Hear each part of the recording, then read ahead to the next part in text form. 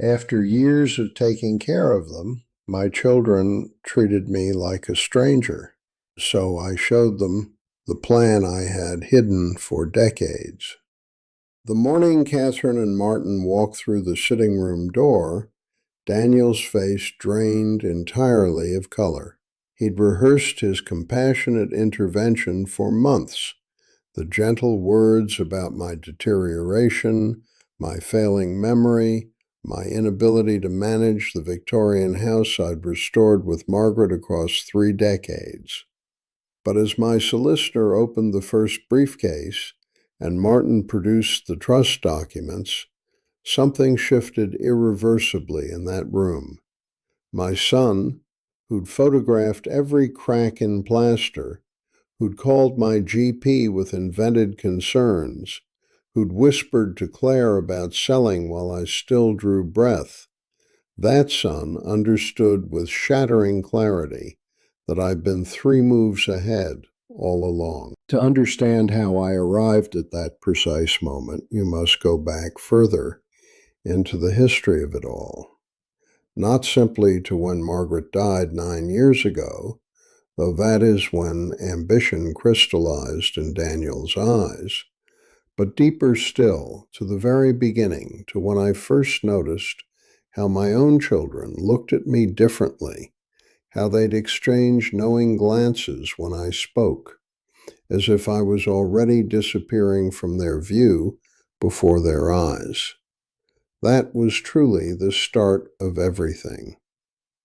If you're watching this story unfold right now, I'd genuinely like to know where you're from in this world and why. Please subscribe to this channel and comment below. I'm curious about what draws people to stories like this one. About families, about loyalty betrayed, about the cold clarity that comes when you realize your own children view you as an obstacle rather than their father. Stay with me through this confession. It's about the unspeakable things families do behind closed doors. My name is Edward. I'm 75 years old now, a retired professor of history from Bristol, England. I spent 43 years married to a woman named Margaret, who could make anyone feel genuinely seen and valued in ways modern people seem to have largely forgotten. We had 2 children together, Daniel and Rebecca, and after Margaret died, I believe we grew closer through shared grief and loss. But something changed in them fundamentally then, quietly. Something whispered opportunity in the language of concern. The house itself is Victorian, built in 1887 by a shipping merchant whose family initials are carved into the study lintel. Margaret fell in love with it first on a cold afternoon. We spent 30 years restoring every cornice ceiling, every fireplace, every sash window with trembling hands and absolute devotion to the work. The original deeds, dated to 1887, locked in the study along with Margaret's personal letters, first edition histories I'd collected, and documents I was protecting carefully. That study became our library, our archive, our sanctuary, the beating heart of everything we'd built together through marriage, careful work, and devotion.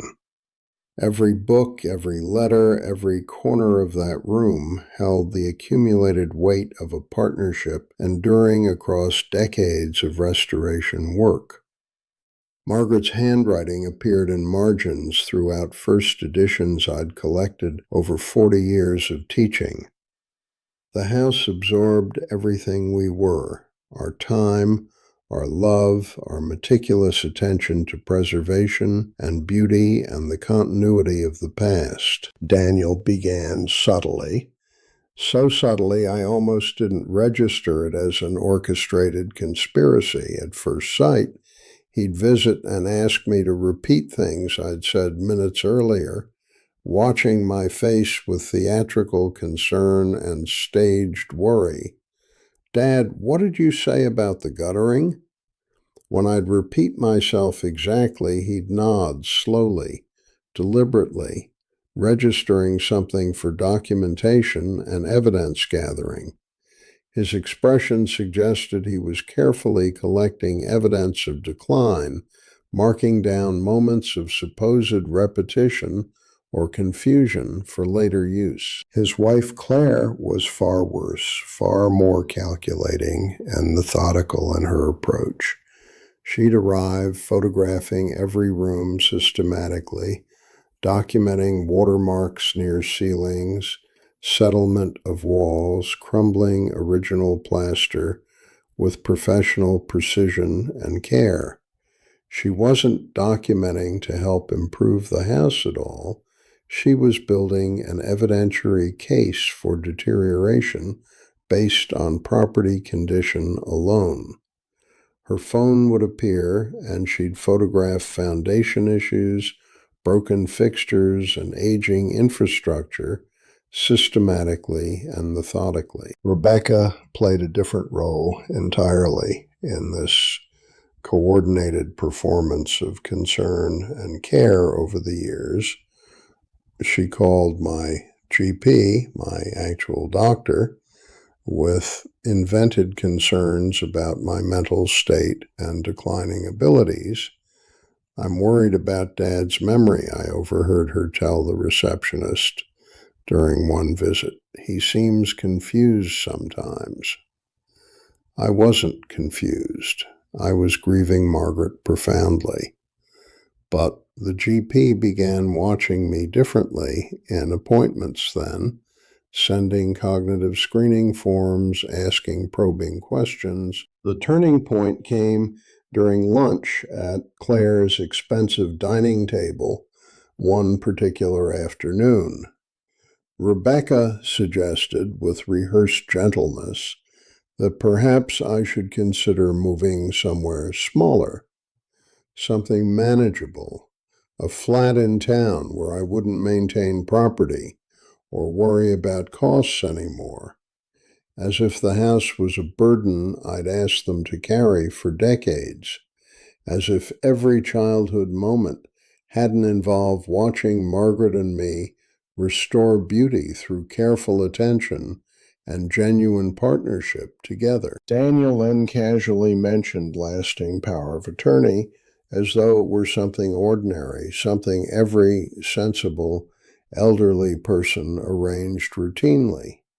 "It's really sensible, Dad, once you reach a certain age. Just something to have in place, in case anything happened to you."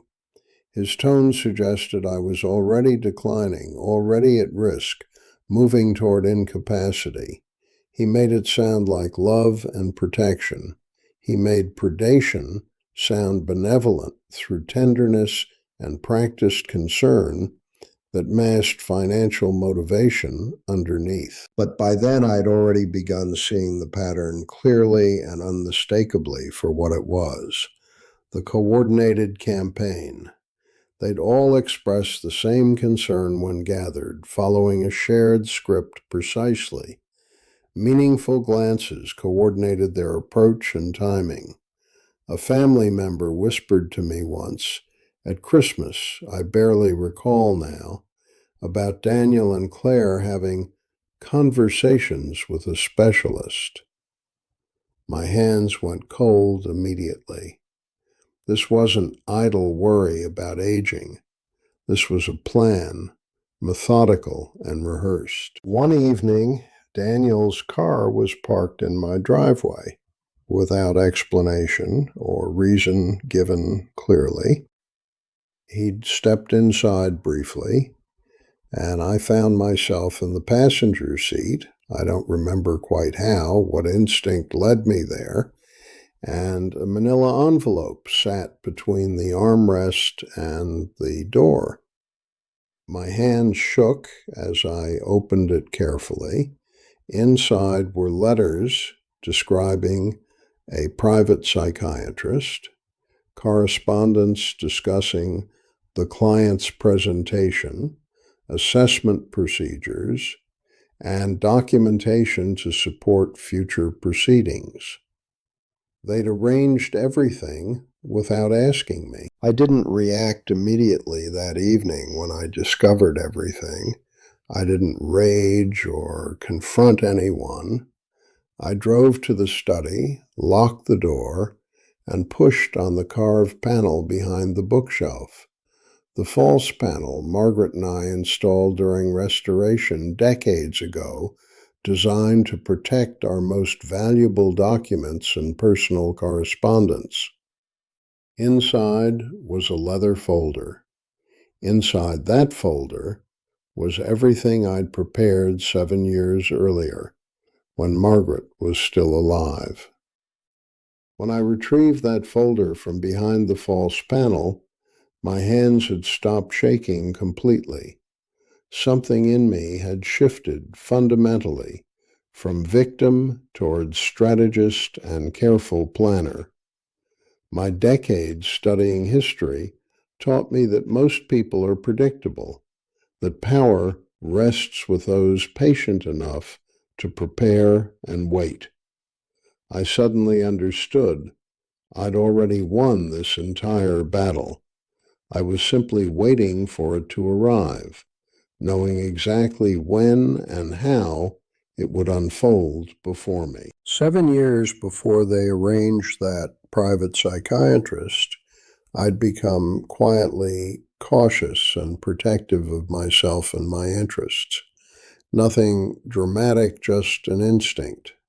The historian sensed that people reveal their true nature.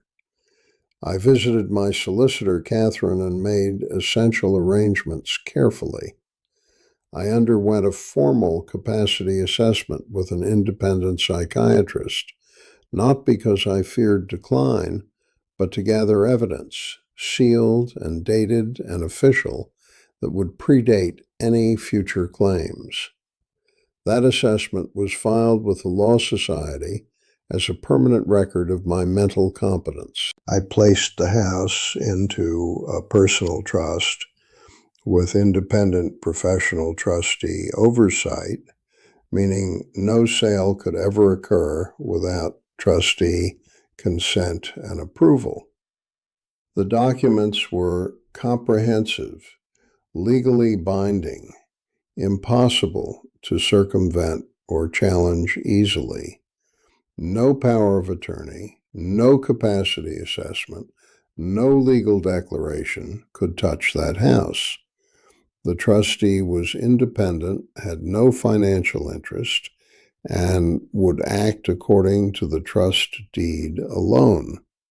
My children could gain all the legal authority they wanted, but they could never touch the house itself. And I wrote a sealed letter to Daniel, Claire, and Rebecca, describing in precise detail every action I predicted they would take. The subtle erasures, the phone calls, the photographed crumbling, the suggestions about smaller spaces, the private psychiatrist appointment, the power of attorney applications, all of it detailed with care and precision. I didn't write in anger or bitterness, but in the cold certainty that comes from knowing your own children.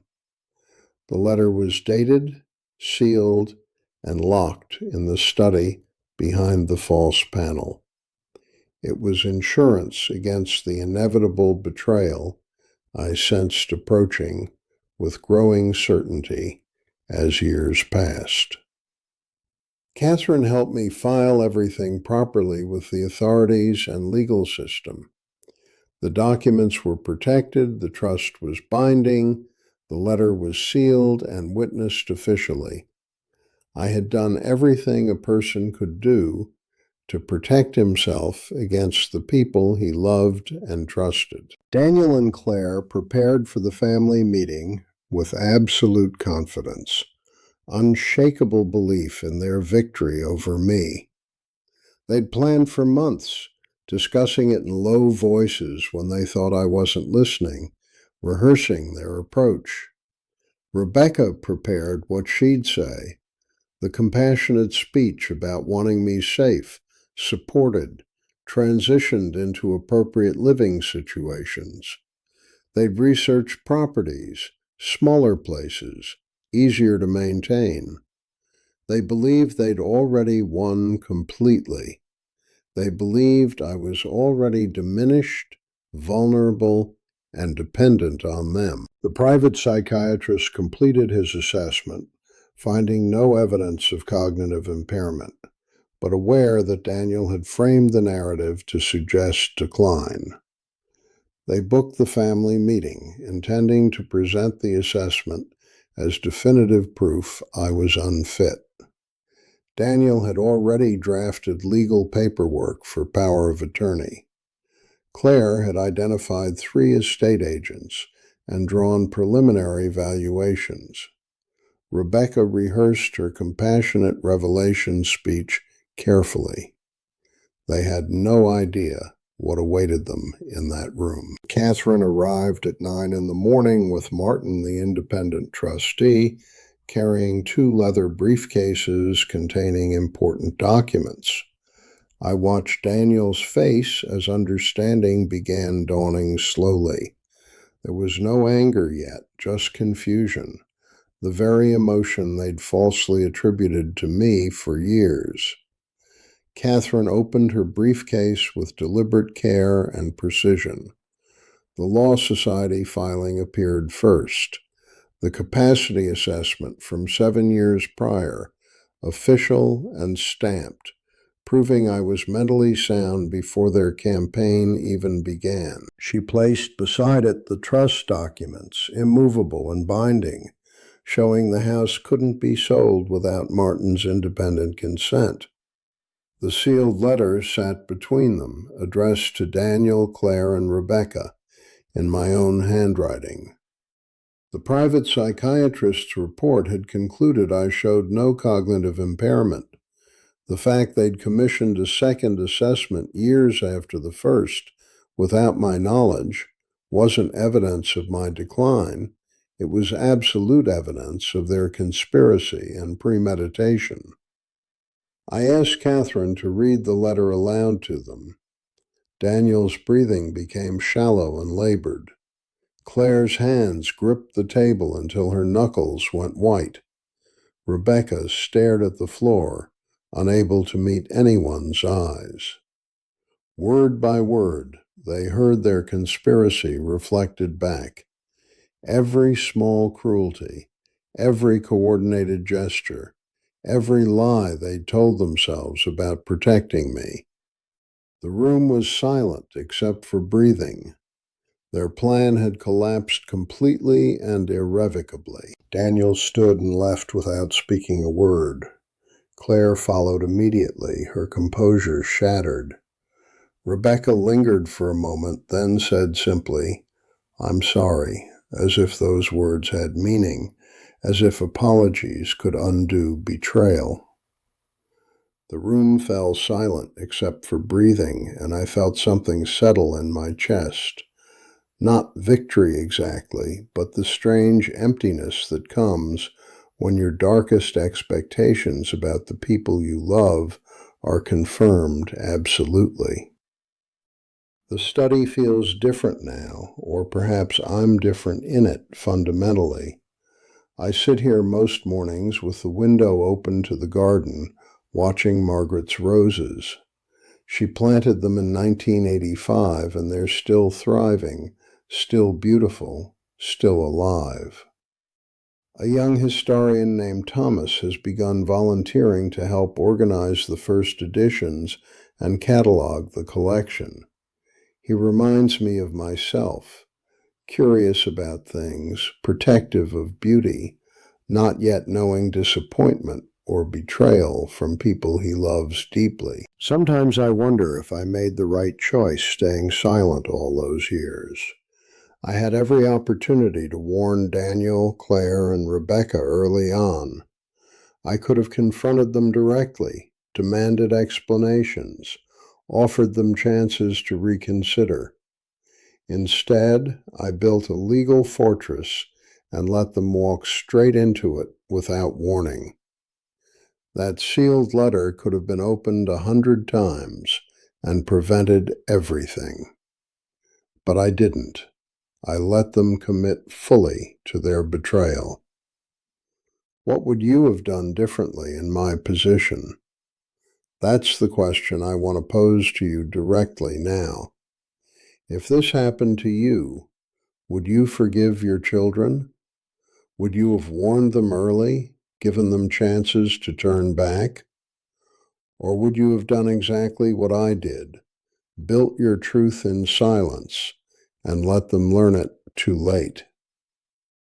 The house is beautiful still. Margaret's garden thrives with the seasons. But silences settle deep and never leave completely. I'm still here in the house we restored together over 3 decades of marriage and work. I'm surrounded by the evidence of a life built with intention, care, and genuine partnership. And they're out there now, carrying the knowledge that their own father predicted every single move they would make, that he saw them coming from miles away, that he was never foolish enough to trust them with his autonomy, his independence, and his precious dignity, that he was the one holding all the cards all along. That's what haunts them most. That knowledge sits with them every day, and there's nothing they can do about it anymore. The study doors remain locked, just as they always have been. They ring sometimes, but I don't answer. They send letters, but I don't read them. They've become to me what they tried to declare me, essentially absent from my life. The roses bloom every spring in Margaret's garden, as they have for decades now. I tend them carefully, remembering her hands in the soil, her vision of what beauty could be, coaxed from earth and stone and love.